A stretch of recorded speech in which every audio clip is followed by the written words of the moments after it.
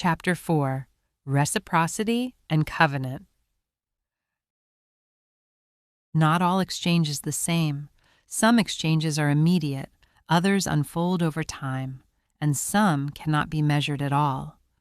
Ayn Rand insists that the moral foundation of human relationships is trade, value for value, chosen freely, without coercion or sacrifice. At its best, this is a defense of reciprocity. It is a rejection of exploitation and entitlement. It affirms that productive exchange is dignifying, that mutual benefit is not morally suspect, and that human beings should not be treated as instruments for one another's needs. But Rand's framework makes a subtle slide. It collapses reciprocity into transaction. This collapse is one of the deepest limitations of objectivist ethics. A transaction is a discrete exchange. I give you something, you give me something, and the account is balanced. A transaction is clean, measurable, and closed. It belongs to markets, contracts, and commerce. Reciprocity is broader. It is the living structure of mutuality over time. It is not always symmetrical in the moment or even necessarily between individuals. It is not always quantifiable. It is often distributed across relationships, seasons, and stages of life. Reciprocity is the moral ecology of a social species. Rand's moral imagination is strongest in the realm of transaction because transaction is where coercion is easiest to identify. A coerced trade is theft. An enforced obligation is slavery. A demand disguised as morality is extortion.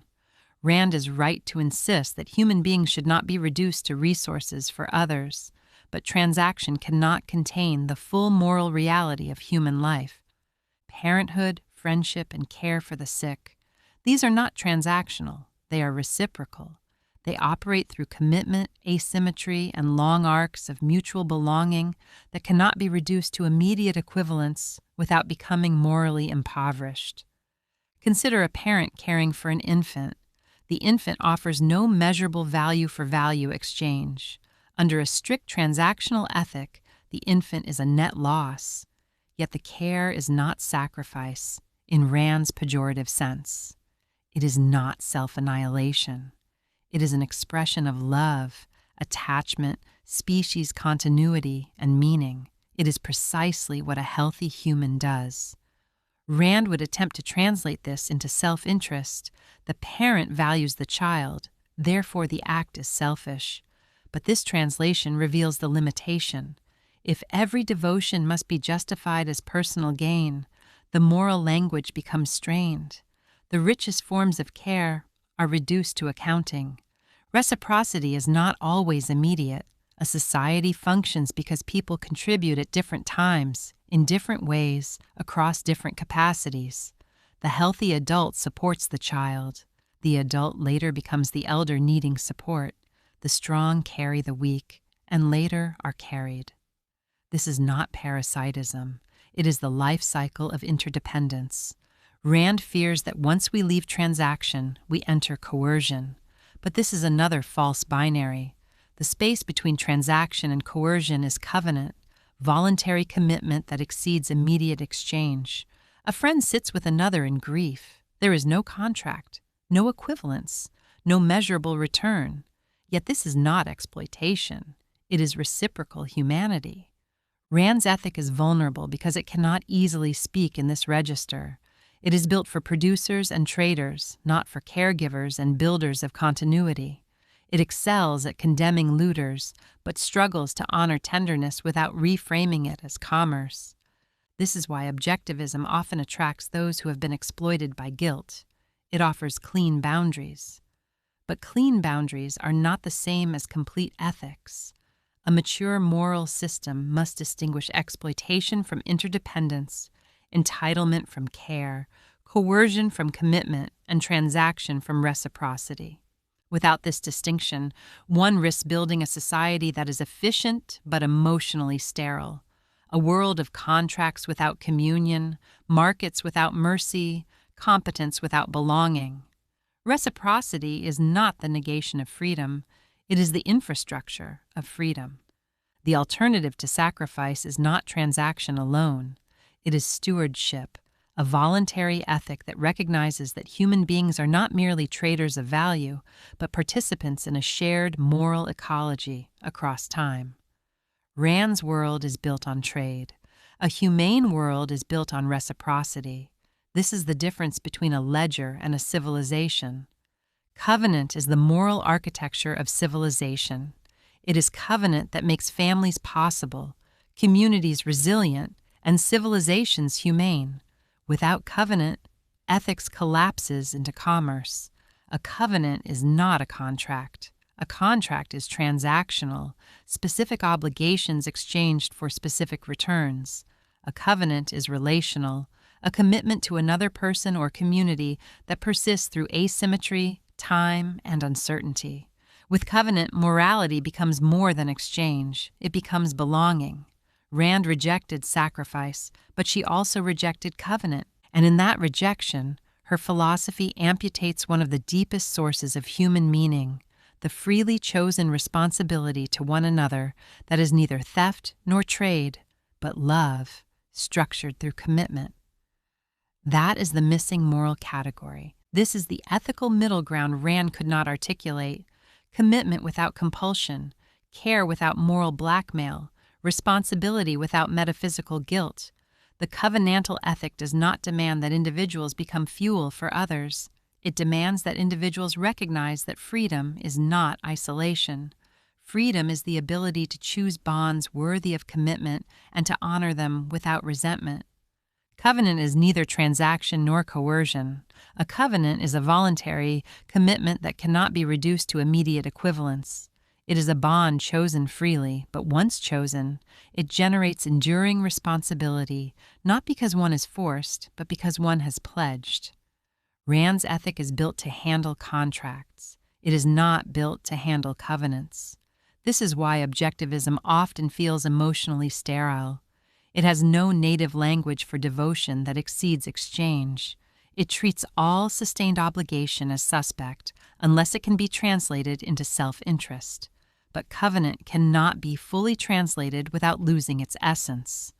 When a parent stays awake with a feverish child, the act is not a transaction. The child offers no compensating value, nor is it coerced sacrifice. It is covenantal love, the freely chosen responsibility of belonging. When a friend remains present through another's collapse, there is no ledger. There is no bargain. There is covenant, a recognition that human life includes seasons where reciprocity cannot be symmetrical. Rand fears that covenant opens the door to parasitism, and covenant can indeed be exploited, but the possibility of exploitation does not invalidate the category. The fact that love can be abused does not mean love is irrational. It means boundaries must exist within covenant, not that covenant must be abolished. A society without covenant is not freer. It is more brittle. Transaction alone cannot sustain the vulnerable phases of human life: infancy, illness, disability, aging, grief, and recovery. A purely transactional society either discards those phases or privatizes them into hidden suffering. Civilization requires shared commitments that exceed immediate exchange. In consideration of the orphan is where covenant becomes unavoidable. The orphan requires a form of belonging that is not reducible to transaction and not enforceable through guilt. The orphan requires institutions that function as surrogate kin, systems of care that are structured, bounded, rehabilitative, and accountable, but real. Atlas Shrugged highlights a reality that civilizations that innovate rather than stagnate are dependent on competent builders who create, produce, and problem solve. The industrialists, scientists, and inventors, these are the engines of progress. Bridges, medicines, railroads, food systems, and knowledge itself are built by minds and hands capable of sustained excellence.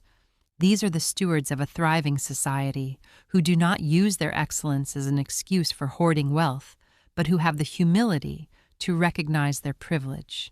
This is the builder's burden, to carry the reality of one's capacity without converting it into contempt. Excellence is real. Variance is real. Some individuals can do what others cannot. A humane society must honor builders without deifying them. It must reward competence without converting competence into a claim of higher worth. It must protect the productive from exploitation without licensing indifference toward the vulnerable. This requires a richer archetype than Rand's Titan, the steward builder. The steward builder creates without resentment, contributes without self-erasure, and holds boundaries without contempt. They refuse to be looted by power-hungry parasites, but they do not confuse vulnerability with looting. They recognize the parasite problem without denying the orphan problem. They see that collapse punishes innocence first, and therefore they do not romanticize withdrawal as justice. The builder's burden is to remain in covenant without being consumed by it, to build institutions that resist capture, to sustain excellence without supremacy, to understand that freedom is not isolation, but the ability to participate in repair voluntarily, wisely, and with boundaries. Rand's builder withdraws to preserve moral cleanliness. The steward builder remains to preserve civilization. This is the moral evolution beyond Rand, not the abandonment of excellence, but the maturation of it. Excellence becomes not a throne above others, but a responsibility within the human continuum. Beyond selfishness and sacrifice lies stewardship. Beyond exploitation and withdrawal lies the builder's true burden: to build without supremacy, to succeed without contempt, and to use strength not as proof of worth, but as an instrument of repair.